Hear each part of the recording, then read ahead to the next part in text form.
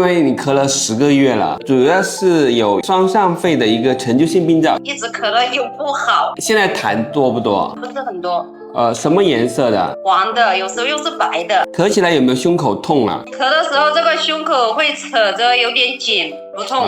咳嗽起来它有气喘，有没有听到有嘿嘿嘿这种声音？有咳嗽的时候，闻到抽烟的时候会咳。以前的这种病例的情况下，还有你对这种味道的一个反应，是需要排除一下过敏性咳嗽，就是有些人得过这种肺结核也好，得过气管炎也好，或者他本身就有这种体质的，他就会对这种敏感一些，去调理一下，把他这个敏感性减小一点，就是自己的抵抗力增强一些。